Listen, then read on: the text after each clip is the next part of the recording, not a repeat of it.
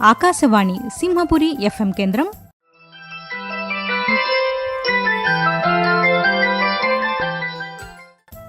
తెలుగు సాహిత్యానికి అనేక సేవలందిస్తూ వర్తమాన కవులను నిత్యం ప్రోత్సహిస్తూ తెలుగు సాహితీవనం అనే అంతర్జాతీయ అంతర్జాల సమూహాన్ని స్థాపించి అనేక కార్యక్రమాలను నిర్వహిస్తూ ఉన్న శ్రీమతి శాంతికృష్ణ గారు ప్రముఖ రచయిత్రి.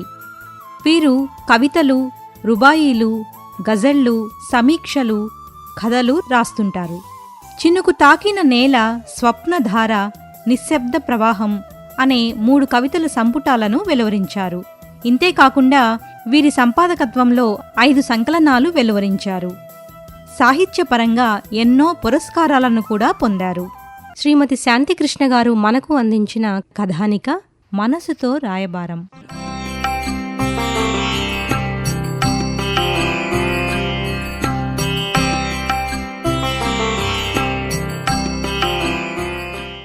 నింగి వంగి అలలను ముద్దాడినట్లు ఆ దృశ్యం పాతదే అయినా నాకెప్పుడు కొత్తగానే ఉంటుంది. ఎగసిపడే అలలను చూస్తూ ఒంటరిగా ఇసుకలో నడుస్తున్నాను.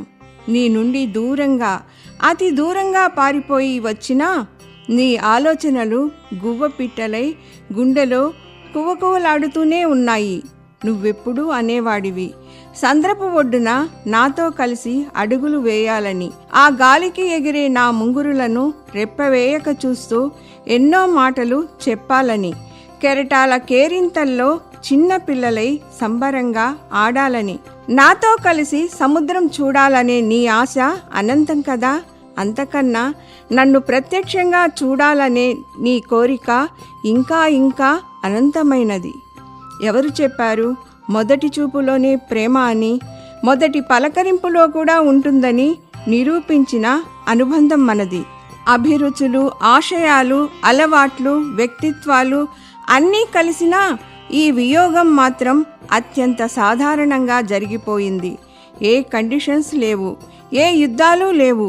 ఓటమి మాత్రం భయంకరంగా మనసుపై దెబ్బతీసింది.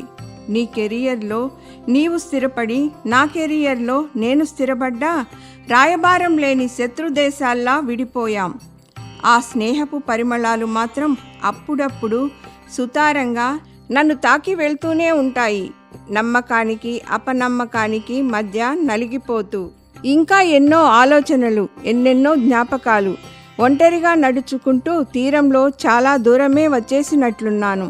తనతో పరిచయం చాలా చిత్రంగా జరిగింది నాకు. తనతో స్నేహం కూడా. అవి నేను కొత్తగా ఒంగోలులో టీచర్గా జాయిన్ అయిన రోజులు. దాదాపు 10 సంవత్సరాల క్రితం. ఫ్రెండ్ పెళ్లికని హైదరాబాద్ వెళ్తున్నాను. ట్రైన్కు రిజర్వేషన్ దొరకలేదు. నార్మల్ కంపార్ట్మెంట్లోనే ప్రయాణం. ఆ రోజు నా అదృష్టం. పెట్టెలో పెద్దగా జనం లేరు. రాత్రి 9 గంటలకు విజయవాడలో రైలు ఆగగానే ఒక ముస్లిం అమ్మాయి హడావిడిగా రైలు ఎక్కింది. తను ప్రయాణిస్తున్నంతసేపు మాటిమాటికి కన్నీళ్లు తుడుచుకుంటోంది. పెట్టెలో ఉన్న కొద్దిమంది నిద్రలోకి జారుకున్నారు. నేను మాటలు కలిపినా పెద్దగా మాట్లాడలేదు తను. మరో గంటలో రైలు హైదరాబాద్ చేరుతుందనగా నన్ను మొబైల్ ఫోన్ అడిగింది. వాళ్ళ అన్నయ్యకు ఫోన్ చేయాలని. ఇప్పటిలా అప్పుడు మొబైల్స్ అందరి చేతుల్లోనూ లేవు. తను ఉర్దూలో వాళ్ళ అన్నయ్యతో చెబుతోంది. అమ్మా నాన్నకు చెప్పకుండా తన దగ్గరకు వస్తున్నట్లు, రైల్వే స్టేషన్కు వచ్చి తనను రిసీవ్ చేసుకోమని. అవతలి సంభాషణలు వినిపించలేదు. ఈ అమ్మాయి మాటలు మాత్రం అర్థం అవుతున్నాయి నాకు. ఇంటర్ చదివే రోజుల్లో నా మిత్రురాలు ఫాతిమా వల్ల ఉర్దూ కొంచెం వచ్చు. ఫోన్ నాకు తిరిగి ఇస్తూ ఆ అమ్మాయి అంది, థ్యాంక్ యూ అండి, నా పేరు చాందిని, అన్న దగ్గరకు పోతున్నాను అని. వెల్కమ్ చాందిని అన్నాను. ఆ తరువాత మేమిద్దరం కాసేపు ఏవేవో మాట్లాడుకున్నాము. సికింద్రాబాద్ స్టేషన్లో రైలు ఆగింది. నాతో పాటుగా చాందిని కూడా దిగింది. కానీ నన్ను రిసీవ్ చేసుకునేందుకు నా ఫ్రెండ్ వాళ్ళ నాన్నగారు వస్తే నేను ఆమెకు వీడ్కోలు చెప్పి వచ్చేశాను. తరువాత 2 రోజులకు చాందిని వాళ్ళ అన్న దగ్గర నుంచి ఫోన్ వచ్చింది. ట్రైన్లో తన చెల్లికి కంపెనీ ఇచ్చినందుకు, జాగ్రత్తలు చెప్పినందుకు థ్యాంక్స్ చెప్పాడు. మాటల్లో తెలిసింది తన పేరు సమీర్ అని. ఓ ఐటీ కంపెనీలో జాబ్ చేస్తున్నాడని. తను చాందినీలా పొదుపుగా మాట్లాడే రకం కాదు, చాలా కలుపుగోలు. ఎవరితోనైనా ఇట్టే స్నేహం చేసేయగలడు అనిపించింది. హైదరాబాద్లో 2 రోజులు ఉండి పెళ్లి చూసుకుని తిరుగు ప్రయాణమయ్యాను. మళ్ళీ స్కూల్, ఇల్లు, రొటీన్ లైఫ్. ప్రతి 2 రోజులకు ఒకసారి సమీర్ నుంచి ఫోన్ మాత్రం తప్పనిసరిగా వస్తుంది. చాందినికి ఇష్టం లేని పెళ్లి ఇంట్లో కుదిర్చినందున ఆమె ఎవ్వరికీ చెప్పకుండా వాళ్ళ అన్నయ్య దగ్గరకు ఆ రోజు వెళ్ళింది. ఆమెకు వాళ్ళ అత్త కొడుకు అంటే చాలా ఇష్టం. వాళ్ళు ఆర్థికంగా పేదరికంలో ఉన్నందున చాందిని అమ్మకు ఆ సంబంధం ఇష్టం లేదు. చివరికి సమీర్ తల్లిని ఒప్పించాడు. అతి కష్టం మీద తల్లి ఒప్పుకుంది. చాలా భారీ లాంఛనాలతో ఘనంగా పెళ్లి చేశారు చాందినికి తనకు ఇష్టమైన అత్తయ్య కొడుకుతో. సమీర్ చాలా విషయాల గురించి అనర్గళంగా మాట్లాడేవాడు. తనకు సంగీతం అంటే చాలా ఇష్టం. హిందీ పాటలు, అప్పుడప్పుడు తెలుగు పాటలు కూడా పాడి వినిపించేవాడు. మధురమైన స్వరం అతనిది. మళ్ళీ మళ్ళీ వినాలనిపించేలా ఉంటుంది. స్నేహం ఎప్పుడు ప్రేమగా మారిందో తెలియదు. ఎప్పుడూ ఒకరిని ఒకరు నేరుగా చూసింది లేదు. ఫోటోలు మాత్రం వాట్సాప్లో పంపుకుని చూడడమే. కానీ ఎన్నో జన్మల బంధంలా అనిపిస్తుంది తనతో మాట్లాడుతుంటే. ఏ వాగ్దానాలు లేవు, ఎటువంటి షరతులు లేవు. కానీ ఎల్లలు లేనంత ప్రేమను మాటల్లో కురిపించేవాడు. నన్ను చూడాలనే తపన మాత్రం అతడి స్వరంలో నిత్యం మంత్రపుష్పంలా వినిపిస్తూ ఉండేది. కాలం అలా సాగిపోతే ఎంత బాగుండు. 2 మతాల కలయిక ఓ పవిత్రమైన నదీ ప్రవాహంలా మా జీవితం సాగిపోయిండేదేమో. ప్రతిరోజు ఫోన్లో కనీసం 2 సార్లైనా నాతో మాట్లాడే సమీర్ తరువాత మొదట 2 రోజులకు ఒకసారి మాట్లాడేవాడు. క్రమంగా అది వారానికి ఒకసారి అయింది. తనలో మార్పుకు అది నాంది అనుకోలేదు, పని ఒత్తిడి అనుకున్నాను. కాలక్రమంలో నేను ఫోన్ చేస్తే కానీ తను మాట్లాడేవాడు కాదు. చాలా బాధగా ఉండేది. ఏదో చెప్పలేని వెలితి, మానసికంగా నన్ను నేను కోల్పోయిన భావన.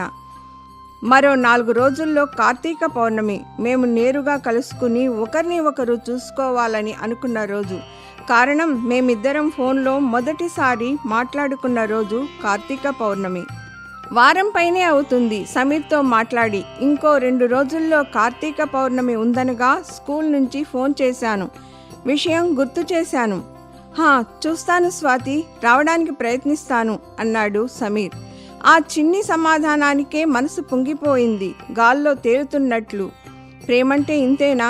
గుండెల నిండా ఎంత నమ్మకం తనపైన నాకు. ఊపిరిలో ఊపిరిగా అల్లుకుపోయిన బంధం కదా. నమ్మకం పునాది పైన నిర్మించుకున్న అంతఃపురం కదా ప్రేమంటే. కార్తీక పౌర్ణమి కోటి ఆశలతో ఉదయించింది. సాయంత్రం ఎప్పుడు అవుతుందా అని ఎదురు చూశాను. గంట ముందుగా 5 గంటలకే వచ్చి కూర్చున్నాను. ఇంకాసేపట్లో మా మధ్య పేరుకుపోయిన ఈ నిశ్శబ్దాన్ని బద్దలు చేసే క్షణాల కోసం ఊపిరి బిగబెట్టి మరీ ఎదురు చూస్తున్నాను. సమయం 7 కూడా కావస్తోంది. పౌర్ణమి కారణం అలలు ఉధృతి చాలా ఎక్కువగా ఉంది. అక్కడ సముద్రం దగ్గర ఉన్న సెక్యూరిటీ గార్డులు అందరినీ పంపించేస్తున్నారు. వాళ్లను బతిమలాడుకుని ఇంకో అరగంట ఉన్నాను. అప్పుడు మోగింది ఫోన్ సమీర్ నుంచి. ఎక్కడున్నావు స్వాతి? నీకు చెప్పిన చోటే. గొంతులో తను వస్తున్నాడనే ఆశ ఇంకా. సారీ స్వాతి, నేను హైదరాబాద్లోనే ఉన్నాను. సముద్రం అలల ఘోష ముందు నా మనసు నిశ్శబ్దంగా మారిన క్షణాలు. నీకు ఓ విషయం చెప్పాలి స్వాతి. అర్థం చేసుకునే మెచ్యూరిటీ నీకుందని నాకు తెలుసు. అయినా ఎందుకో ఇప్పటికే ఆలస్యం చేశాను. చెప్పండి సమీర్. చాలా నిరాశగా కానీ ఖచ్చితంగా ఉంది నా గొంతు. ప్లీజ్ అపార్థం చేసుకోవద్దు. నా వైపు తప్పు ఏమీ లేదు. అమ్మ మన పెళ్లికి పూర్తిగా వ్యతిరేకంగా ఉంది. తనకు ఇష్టం లేని పెళ్లి చాందిని చేసుకున్నదని ఆమె బాగా కృంగిపోయింది. ఇప్పుడు మన మతాలే వేరు అని ఆమె అస్సలు ఒప్పుకోలేదు. ప్లీజ్ ఇంకేమీ చెప్పొద్దు. ఎందుకో ఇంకా వినాలనిపించలేదు. ఫోన్ నేనే ఆపేశాను. నడుస్తుంటే ఒంట్లోని శక్తినంతా తోడేసినట్లు భావన. ఎలా ఇంటికి చేరానో తెలియదు. ఉదయంకంతా తీవ్రమైన జ్వరం. 4 రోజులు స్కూల్కి లీవ్ పెట్టాను. కళ్ళల్లోని కన్నీరంతా ఖర్చవగానే జ్వరం కూడా తగ్గింది. జ్వరం తగ్గుతూనే ఎప్పటిలాగే స్కూల్, ఇల్లు, అమ్మ, నాన్న. పెళ్లి వద్దని ఖచ్చితంగా చెప్పేశాను. ఎందుకో ఈ పరిసరాలను మార్చాలని మనసు పదే పదే కోరుతుంటే కష్టం మీద నాన్నతో చెప్పి విశాఖపట్నం బదిలీ చేయించుకున్నాను. ఒంగోలు వదిలినా ఆ సముద్రం నన్ను వదలలేదు. విశాఖపట్నంలో మరింత విశాలంగా నాతో స్నేహం చేస్తోంది. ప్రతి ఆదివారం నా అడుగులు ఇటువైపే. ఈరోజు ఆదివారం కాదు, కానీ కార్తీక పౌర్ణమి. క్రమం తప్పకుండా ప్రతి ఏడాది ఈరోజు సముద్రం ముందు హాజరవడం అలవాటైపోయింది. ఎప్పట్లాగే ఇవాళ కూడా సముద్రం మరింతగా సందర్శకులతో కలకలలాడుతోంది. తీరం వెంబడి నడుచుకుంటూ చాలా దూరం వచ్చేశాను. సంధ్య వెలుగు కొంచెం కొంచెంగా మాయమవుతోంది. నీలి రంగు సముద్రం కాస్త నలుపు రంగుకు మారుతోంది.